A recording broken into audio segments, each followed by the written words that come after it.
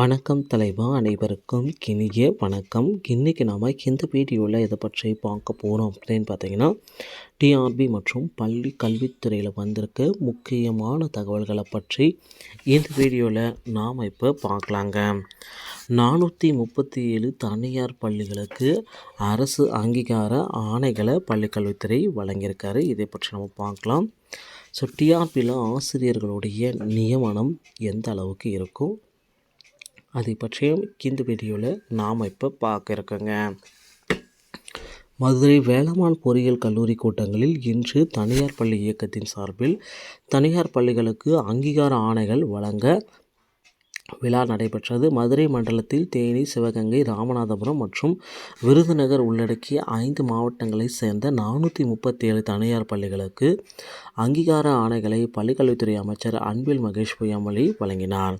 இதில் பள்ளிக்கல்வித்துறை அமைச்சர் அன்பில் மகேஷ் பொய்யாமொழி அவர்கள் கூறியதாவது: தமிழகத்தில் தனியார் பள்ளி இயக்கத்தின் கீழ் மெட்ரிகுலேஷன் பள்ளிகள், மேல்நிலைப் பள்ளிகள், சுயநிதி பள்ளிகள், மேல்நிலைப் பள்ளிகள், மழலையர் பள்ளிகள், மாநில பாடத்திட்டம் அல்லாத பிற வாரிய பள்ளிகள் என மொத்தம் 12,631 பள்ளிகள் செயல்பட்டு வருகிறது.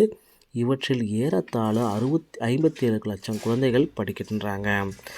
எந்த பாகுபாடும் இல்லை. தனியார் மற்றும் அரசு பள்ளிகளுக்கு ஒட்டுமொத்தமாக மாணவர்களுடைய நலன்தான் முக்கியம் அப்படின்ட்டு அமைச்சர் அன்பில் மகேஷ் கூறியிருக்காரு.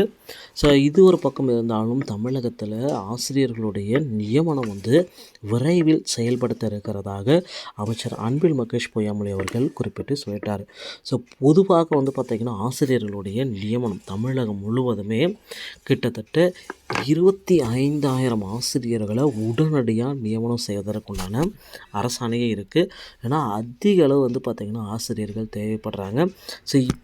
இப்போ பிப்ரவரி மாதம் நடக்கக்கூடிய இந்த பட்டதாரி ஆசிரியர்களுடைய தேர்வுலையும் கணினி வழியை பின்பற்றுங்க அப்படின்ட்டு கோரிக்கைகள் வச்சுருக்காங்க. அதனால் பிஆர்டி மற்றும் அந்த பிடிஎஸ் தேர்வுகள் பார்த்திங்கன்னா 1 வாரம் இல்லைன்னா 10 தினங்கள் தள்ளி போவதற்கும் வாய்ப்புகள் அதிகமாக இருக்குங்க.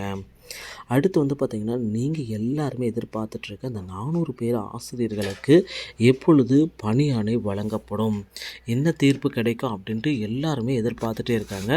கண்டிப்பாக அந்த 400 பேர் ஆசிரியர்களுக்கு பணி நியமனத்திற்குண்டான அரசாணைகளை ரெடி பண்ணிகிட்ருக்காங்க. அவர்களுக்கு பணி ஆணைகள் வழங்க வாய்ப்புகள் இருக்குது. நீதிமன்ற தீர்ப்பும் அதற்கு சாதகமாக வருங்க. டிஆர்பி மற்றும் பள்ளி கல்வித்துறை சம்பந்தமான செய்திகள் அனைத்தையும் உடனுக்குடன் பெற நம்ம சேனலோடு இணைந்திருங்கள். நன்றி, வணக்கம், தேங்க்யூ.